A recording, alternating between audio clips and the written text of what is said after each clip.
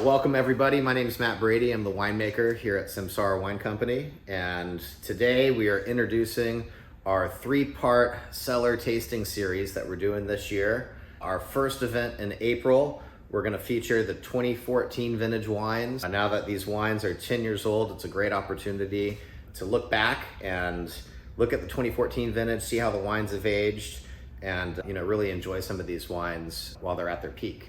So I've started tasting the wines already just to get the creative juices flowing, but I'm gonna taste through them and talk about them as we talk about the vintage and talk about some of the winemaking considerations.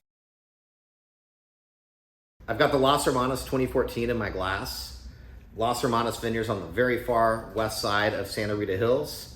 Super cold and foggy out there. The further west you go, the more extreme those cool temperatures are. And it's especially critical in a vintage like 2014. So the 2014 vintage, we were a couple years into our drought years. The drought really started in 2012 and continued really to 2017, 2018. So by 2014, the vines had been through a few years of drought. It was really dry out there.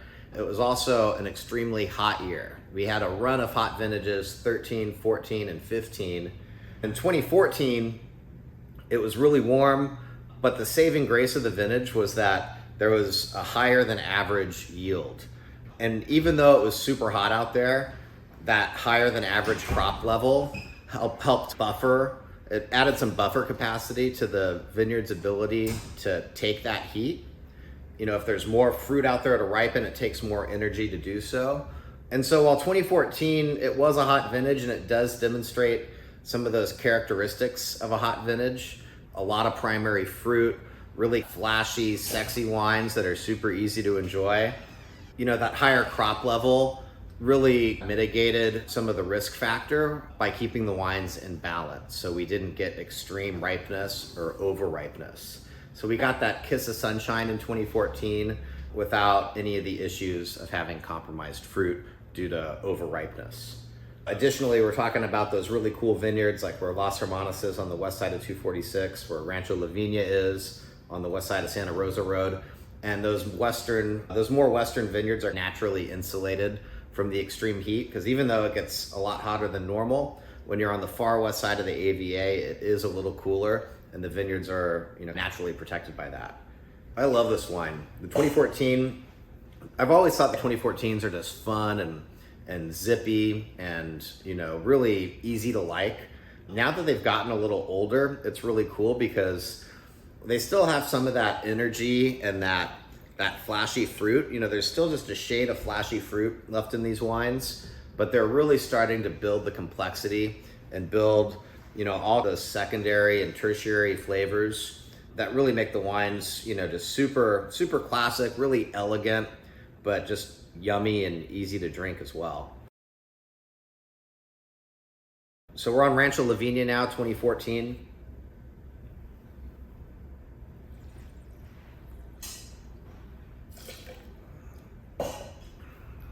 Always one of my favorite wines that we make. They're our most long-term Pinot Noir vineyard partner and our primary Pinot Noir vineyard partner.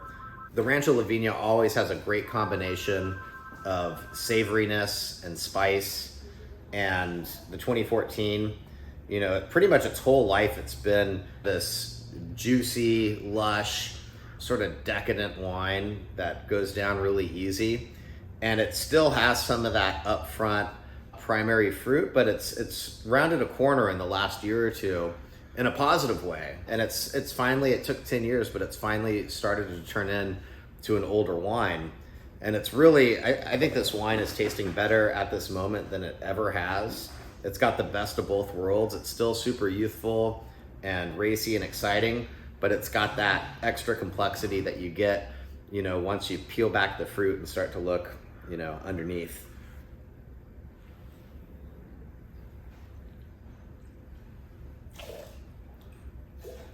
Yeah, that wine is singing right now. I don't think it's ever been better. And, there's still a lot of longevity left in these Pinot Noirs. I think that Rancho La Viña, really both of them have a number of years left, maybe 5 years, maybe even more for the Rancho La Viña. So it's really exciting to see how well these older wines age, and it reinforces how critical it is to have balanced wines, so you can get that evolution and longevity out of these special bottles. So we're on the Pinot Noir now. This is the best 2 barrels of the vintage. Typically the Lotus is a little bit more concentrated, a little more powerful, sort of our most outspoken barrels that we have. The vineyard composition changes year to year.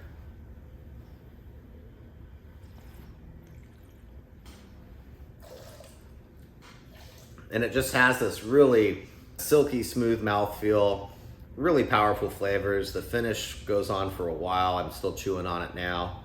Just a more polished style, and you get that great purity of fruit. Something I think, 2014 sort of excels at, just that real fruit focus and purity of fruit. The wines, as young wines, were just juicy and zippy and racy, and now that they've got, a decade on them, they're really starting to fill out and add to that complexity. But this is, to me, I think this is really the pinnacle of what Santa Rita Hills Pinot can do, and encouraging that after 10 years, it's tasting better than ever. So we're gonna move to Syrah now. We have 3 Syrahs. This is the Turner Vineyard, a vineyard we're no longer working with. They had to replant most of the vineyard due to some virus issues. And so these are our extra special bottles because we're no longer making them. I always get this tremendous cracked pepper quality out of the Turner Vineyard Syrahs. I love pepper. When I cook, I can't put the pepper grinder down, and it's a quality that probably my favorite quality in cool climate Syrah, and something that we get out of our Santa Rita Hills vineyards consistently year after year.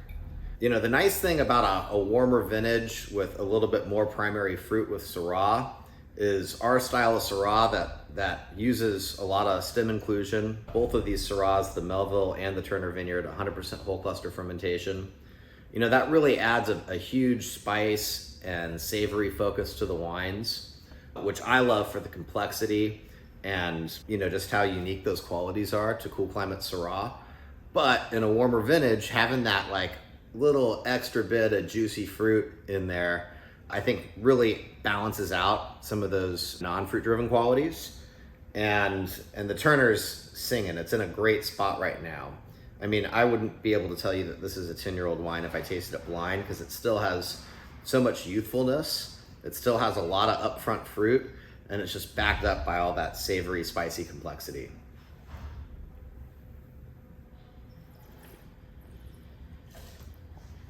That's awesome. That's the first sip of wine I swallowed. It's really good. Okay, so we're on to Melville Vineyard Syrah. Melville Vineyard, also a vineyard that we're no longer making Syrah from. Right in the cool part of Santa Rita Hills where the fog and the cold just kind of sticks and settles. Always a super late harvest, and always kind of dominated by those non-fruit qualities. The savoriness, the earthiness, the spice that you get from cool climate Syrah, and just really dark, powerful fruit. This is a really interesting, complex wine. Yeah, the aromatics and the flavors are so complex, and the mouthfeel is just smooth and textural and light on its feet. For having such, powerful characteristics, the wine is still just so balanced, and so it's not a big, heavy, hit you over the head Syrah. It's really kind of graceful and elegant. All right, we're on to our Ohm bottling. So much like the Lotus, the Ohm Syrah represents the very best of what we do that vintage. I believe this is a 1-barrel bottling, so the best barrel of Syrah for the whole vintage.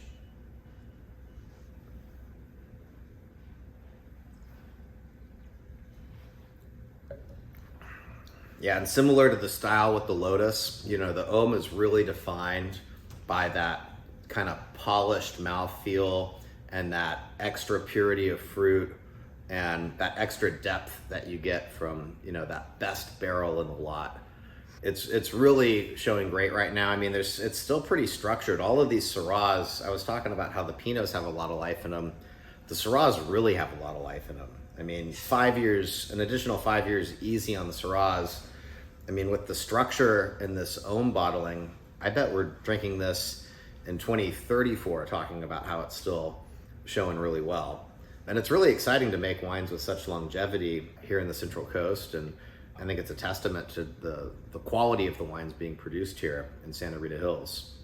We wanted to talk about some winemaking specifics in 2014, and 2014 being a warm, dry, higher than average yielding vintage. There are some winemaking considerations that go into that. We have our general winemaking approach each year, and then based on the vintage and the quality of the fruit, we can play around and turn some knobs up and some knobs down. And so, for instance, 100% whole cluster on all of the Syrahs.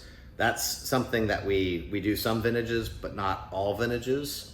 And I think in a vintage like 2014, where it is a little bit warmer and you are gonna have a little bit more upfront fruit, it's kind of the philosophy of keeping everything in balance. If you're gonna turn the fruit knob up to 11, you can turn the structure and tannin knob up a little too, and have a little bit more structure and focus through stem inclusion.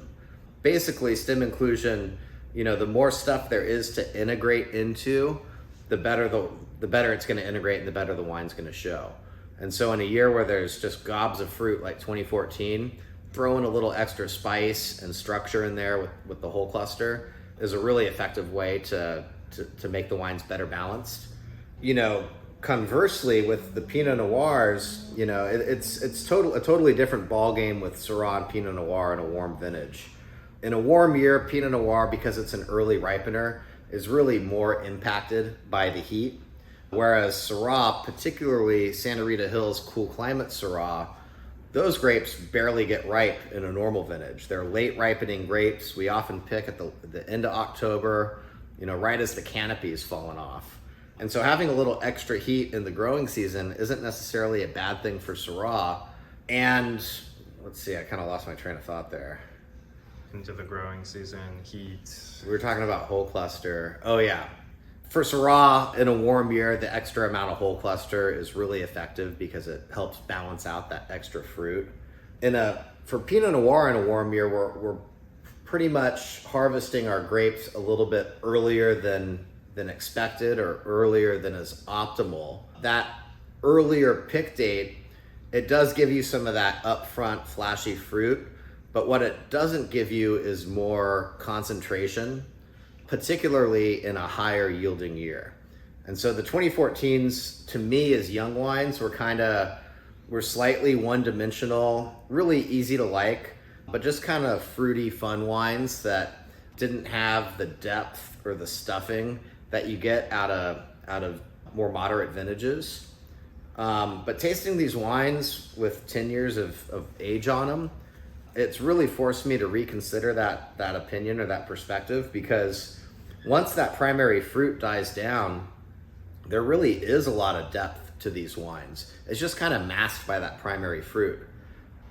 Back to the whole cluster topic, because it was a vintage with higher yields and a little bit less hang time, that's a good vintage to maybe turn down the whole cluster knob for Pinot Noir and use a little bit less stem inclusion. The Rancho La Viña, for instance, is about 40% whole cluster.